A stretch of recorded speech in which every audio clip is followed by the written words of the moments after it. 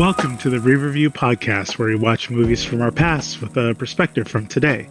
Your hosts are Matt, Bobby, and Austin, and we have an immense love for the films of our youth, so we're taking a look back to see if they still hold up. On this episode, we are discussing Starship Troopers, released in 1997, directed by Paul Verhoeven, starring Caspar Van Dean, Denise Richards, and Dina Meyer. This movie tells the story of high school kids joining the military to fight for humanity against bugs. Now, this is a fair warning. We're spoiling a 24-year-old movie, so if you haven't seen it, we'll be revealing key plot points. This is Matt's choice, so he'll open it up for our discussion this week. Matt? I haven't seen this movie in a long time. It's kind of an interesting thing watching it after so long. I would never accuse this movie of being high class to any extent, but I actually enjoyed it for what it was. I mean, I'm not saying that it's, the best out there, but for, what it is, I mean, I'm a fan of, Verhoeven's, other works, obviously, with RoboCop and Hollow Man and stuff like that. So, a lot of his work is stuff that I've enjoyed. The acting definitely doesn't hold up. It definitely has that cheese factor to it. I guess that's the reason why this has kind of become a cult movie. I mean, I know it bombed really bad when it was released in theaters, but I can definitely see it how it has with that acting and the satire approach to war style movies. How it has got that cult following all these years later. I do think some of the CG surprisingly held up pretty well. Not all of it. There are some that didn't hold up all that well, but some of it actually held up pretty well. Especially there's a couple scenes where I really appreciated the transition between CG and practical. Some of it was definitely, pretty well done, especially the night attack scene that they kind of highlighted with like the camera crew. They did some very Jurassic Park transitions where, they went from the CG arachnoid to, the practical one and then back, just using the camera angles and the switch motions to kind of disguise it. So I kind of appreciated that. I really like the ship design. I like the ship design, but I can see how you can see certain shapes in the ship design. It's kind of hard not to look like Star Wars or Star Trek in these kind of sci-fi movies, right? So yeah, I actually enjoyed it. I enjoyed it for what it is. It's very positive. Yeah, it's really weird too. I probably watched this as a teenager, and I remember it being like, don't get me wrong, it had gore, but for some reason I thought it was way gorier when I was a kid compared to now. Watching it now, I'm like, God, it's actually kind of tame, and some of the death effects don't really hold up. It's a pretty obvious switch between the two. I think I'm going to end up agreeing with you, especially that gore point was one of the things I felt like mentioning as well. Maybe we're just desensitized. The world is much violent 24 years later. So, after how many Saw movies and whatever else has been created since then, that just elevates the amount of gore. I do, in fact, remember this movie being very gory, and this time around going, things happen. Hearing that the movie bombed when it was released, knowing full well that I somehow convinced my parents to buy me a ticket to go watch this film, it's just interesting to note, because I come away, and I probably haven't seen it in almost as long since it's been released, feeling like this is just good old get your popcorn and be entertained. I feel like it isn't asking for much. Basic story of really terrible love triangle and war with super generic scenarios, trying to explain basically ultimately when it comes to humans, we're just going to kill things that we don't know, then they'll kill us, and we're just in a never-ending battle. It's with all the issues, all the things we could point out that are flaws from the story. How did Denise Richards survive the initial bug spore attack? I don't know. Do I care? Maybe I don't care at all. I actually found it just very entertaining. I mean, Johnny is probably the cruelest. Casper's character is probably the cruelest man ever. Two women tell him, "I love you," and he's just like, "Cool, let's kiss." Cool, let's have sex. He's a very unrequited love type person at the end of the day, yet everyone cared for him more than anyone else. Um, I left it thinking, man, is this a video game? Did they make this into a video game? I kind of want to play this as a video game because we've got airship battles, bugs, gunfighting, all the stuff that you're used to when you're gaming. So I'm sitting here going, this is still somehow entertaining all these years later, even with the pain points of the story not necessarily being the best. Just to me, it's you don't ask for much. And I will comment as well that the CG, I was definitely still impressed at times. I felt like they did a really good job at I think the hard thing with CG, especially back in the 90s, was matching lighting to make it look like the characters were actually there and present with the humans, and they seem to be pretty good for the most part. The space stuff was a little cheesier, but yeah, I definitely left it very, very entertained. Bobby? Yeah, okay, so backstory on me, like I watched the movie in theaters, much like Matt's story. I remember, really liking it. It is based on a book from '59, and I remember my dad read the book, and when the movie came out, he had the book and he said, "Hey, this is a really good book. You should read it." And I flipped through it. I read some of it, not all of it, but I do remember that my dad and I were pretty disappointed reading the book and then watching the movie, because they're quite different. Obviously, like the characters and stuff like that is the same, but there's a whole bunch of different storylines and plot points in the book that don't match, and so that originally was like a point of like confusion a little bit, like how they changed it so much.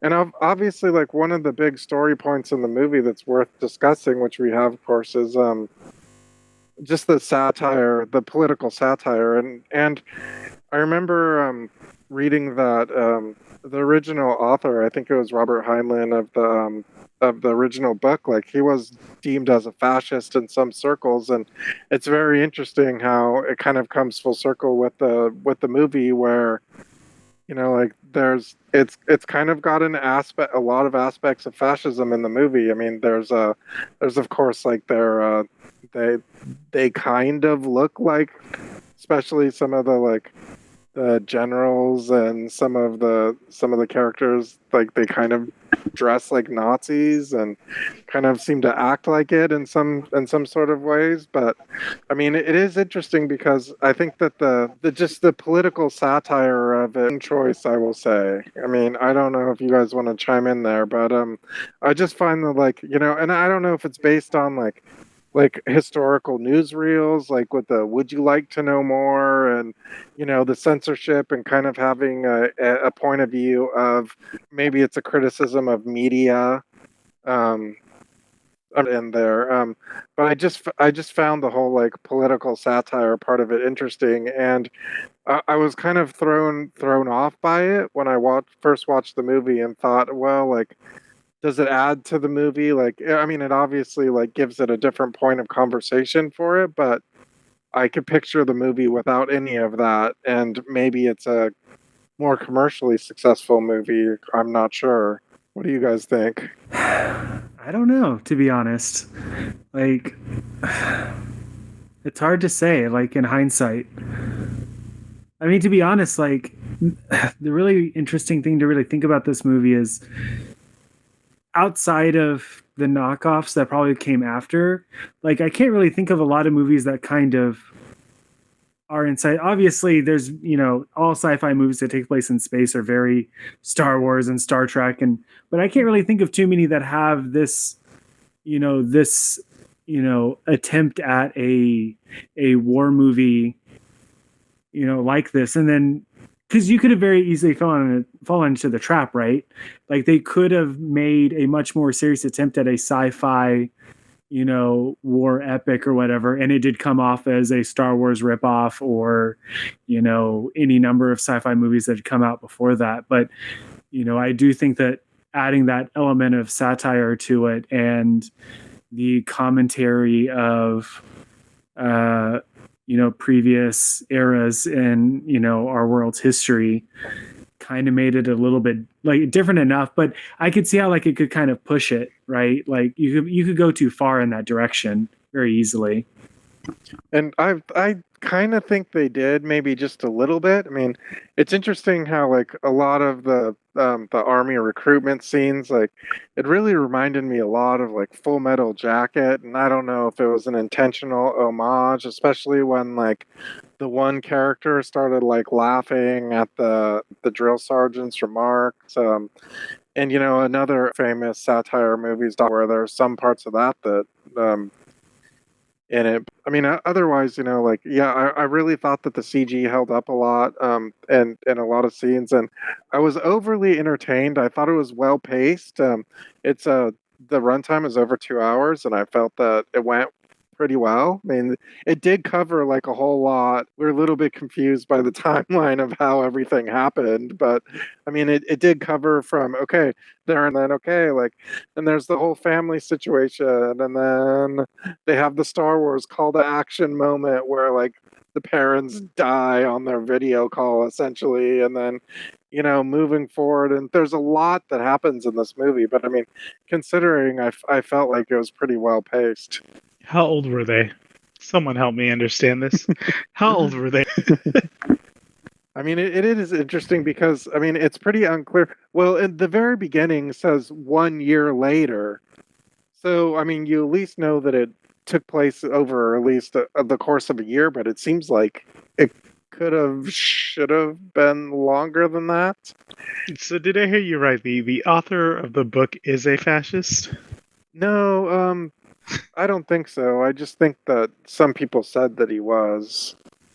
Because it is very interesting. Yes, we could see how especially with the uniforms and the way they dress the characters, that you can, make those associations accordingly. But I think what's very interesting about their entire structure is that if you do things wrong, chances are you're going to get promoted fairly quickly in all aspects of their military. From both the people on the ground, and also if you're flying in the air and you happen to survive gigantic bug spores somehow, some way. I mean, another couple of things I kind of liked were like the fact that it was international, and that they kind of came from Rio de Janeiro, and they kind of showed this like, I'm not sure what the timeline of the movie is supposed to be like, but it did seem to be like some kind of futuristic version where maybe there's like a new borders of countries, or maybe no countries altogether, or different ones, but I found that kind of aspect of it interesting. What age is appropriate for this film? Considering we mentioned that we thought there was a gore level. I saw this as a teenager and thought it was super gory. But today, how early do you think you'd show this to someone? To modern kids, probably like 14. You think they okay? I mean, I think not too much nudity. Yeah, I mean, there's a little bit of it's not like it's hyper realism. It's definitely like over the top to a certain degree intentionally. So I think that kind of gives a little bit more leeway. I mean, yes, when I first saw it, I was like, "Ooh, wow, that's really gory," but it's not like, gory like some of these other things that are more like realistic. It is more like sci-fi type gore. And mainly that question's coming from, we're sitting here. It sounds like we all have enjoyed this second or maybe third watch of this particular film, but is this one that we're looking at and saying, okay, you mentioned there's a cult following, does it warrant the cult following that it's getting? Me personally, I think so. I think it warrants the same kind of cult following that Firefly does for different reasons. I think that it's one of those things that you could easily tear apart you could shred to pieces using the logic of many things, from how is it the bugs can figure out how to launch asteroids at Earth, but Earth can't launch asteroids at, was it Klendathu or whatever the place was or whatever.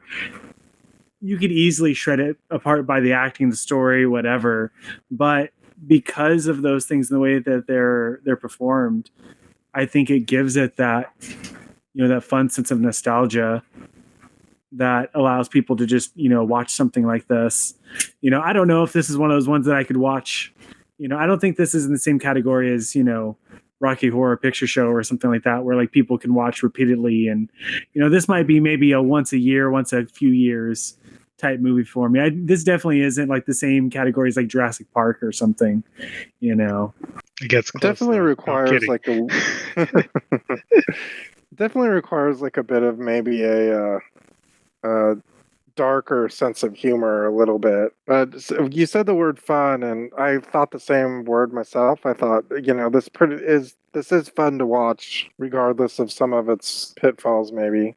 So actually, one of the things that, when I was talking earlier about how it is a somewhat unique take on the genre, I just thought about it, and in some ways it actually kind of isn't. I mean, it is in the way that it approached it, but if you took some of the elements, the key elements out of it, and put it up against another movie that came out around the same time, Independence Day, it actually has a lot in common, especially like the designs of the characters. Like if you look at them in a blur or whatever, they kind of have like a similar, like, like size and form factor, whatever, somewhat. But like if you were like given the option a year from now to watch Independence Day or Starship Troopers, which do you think you would watch? Independence Day, because I enjoy like kind of like the lighter, more like fun, like don't really need to think about it, just enjoy it and watch it, as opposed to kind of like more of like the dark satire that this movie is. I mean, is the idea that they saw Independence Day was in production and said, hey, here's a novel we can take and lift to kind of make another same stylized film? It could be. Though Independence Day didn't have any, I don't think that came from any source material as far as I'm aware. So they would have had, it might have been an insider thing. They heard about it and decided to pop one out maybe, but. I mean, yes, I'd watch Independence Day. Maybe, just maybe, I'm having, a 2-movie night and then I run them back to back just to keep those vibes going. It's a good call. At least Starship Troopers is a little more risque. Maybe you watch ID4 with the kids, and then, once you put them to bed, hey, let's watch Starship Troopers. It's true. I mean, I guess maybe the idea of them competing against each other isn't necessarily, they're complementary rather than opposing, I suppose. Now, did they make a sequel to Starship Troopers? Yes. Yeah, direct to video. At least one that I know of. I remember they had the, was it a CG? Maybe it was an early CG or maybe it was animated. I remember watching the Roughnecks show as a kid.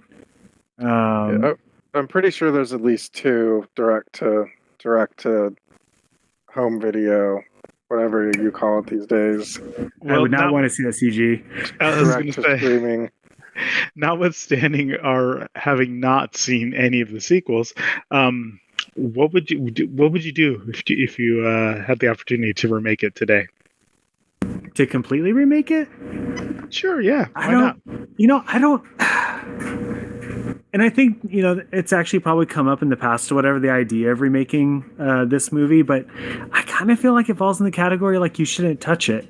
Like I don't, I feel like this movie only works because of the director and the approach of doing it. I don't know if you could really do a modern take without it being like, I mean, okay, I guess the best example is, and it is actually relevant, is RoboCop in the 80s versus RoboCop remake that they did. It was a Verhoeven movie back in the 80s or whatever, and it worked because of the time and the approach and the satire and everything else. And when they did the remake, it was just dry and stale and had no character to it whatsoever, and it just didn't work. Now, it, by the books, had all the stuff you really needed. It had all the sheen and shine. It had the actors and everything else, but it just didn't work. Honestly, as I was watching this, I kind of want to see a prequel to this. I want to see how the whole thing started. I want to see what encroachment caused it. I would love to see maybe a bottle movie about I don't know, like a colony, maybe not the Mormon colony, but maybe like there was an inciting incident, right? Like maybe there was a ship, almost like a 1979 Alien, movie where a ship encroached on one of their subplanets or something, and that's what triggered the whole thing. Like I'd be very interested in that, but I don't know about a remake of this because I feel like this is in a bubble. It only works in that bubble, I think. Bobby, does that type of stuff get covered in the book, in the novel? Some of it does. So one thing I specifically remember about the novel that doesn't happen in the films at all is that the Roughnecks had these like mecha suits, basically like that we've seen in a bunch of other movies before. But I mean, there's big portions of the books that had that the movie like never touched at all. So I mean, I think there's a lot of story there in terms of the book that you can use that to make it a very different kind of movie. I mean, I think how do we get Netflix to do it? I mean, just show up with a piece of paper. This is make a prequel. It seems to be the Netflix motto these days. Yeah, I think getting to the, at least understanding how these characters got to the point or how the world and or that development would be nice to see some of that world building, even get to the point of intergalactic travel, being able to do all that stuff and then still die to spores. Why didn't they have force fields? I thought we would get there at some point. Well, I mean, one of the things is like, if you have mass destructive weapons and the ability to projectile them, you really don't need to put an entire infantry army on a planet and do a projectile weapon fight like they did. But that's another point. There was no the sheer ability for humans to withstand radiation. These all sound like knocks, but I'm saying it's still very entertaining in light of all of these things. I mean, that's kind of thing too, right? Like those are the things that you could really shred the movie on. But I mean, there are those kind of movies that you can watch and maybe not ignore them, but you can laugh at them and it not ruin the movie, right? I feel like there's a couple movies I could probably think of a couple now that don't really hold up, but I can still enjoy them. Maybe even because of those things sometimes the logic, doesn't add up whatsoever. But at the same time, I can still sit there and be like, wow, that was actually, enjoyable. I mean, somehow we're at like Fast and Furious 9. There's no way that that's because the story and plot and everything's really, really holding up. I mean, physics has already been destroyed, I'm pretty sure, at this point. So people still enjoy those. So what I'm hearing is we should be on Starship Troopers 9. Only if we get Vin Diesel on there. It's a missed opportunity for sure. All right, so we'll go around the table now and just kind of finalize how we feel about the film. So Bobby, friend comes to you and says, "Hey, what should I watch tonight? What should I do?" Are you telling him to take a look at Starship Troopers? Hey, I'm not sure Starship Troopers would come to mind in that kind of situation, but if somehow Starship Troopers was in the front of my head and I'd be like, oh, let's check out Starship Troopers. There's a lot of good stuff in there. It's a lot of fun to watch. I would say yes, let's check out Starship Troopers. Only if it came to mind. Only if it came to mind. How about for you, Matt? Yeah, I mean, if I have my wall of Blu-ray and I'm in the S category and I choose Starship Troopers over Star Wars, then I'm definitely with a group of friends and we're definitely drunk. Probably have nachos maybe. And we're just having a good time. It's not a movie that I'm probably pulling out of my memory banks to be like, hey, yeah, you know what? I haven't seen it in a long time. Starship Troopers. Well, then I will say, unlike you two, I'm locking this one in. So the next time someone asks me for a movie recommendation, I will be telling them, you know what you need to see that you haven't seen in a long time or you've never watched because it bombed in the theaters? You need to watch Starship Troopers. It's going to hurt, but it's going to hurt really, really good at the same time. Well, as always, I want to say thank you for listening. And remember, never surrender, never retreat, and never give up.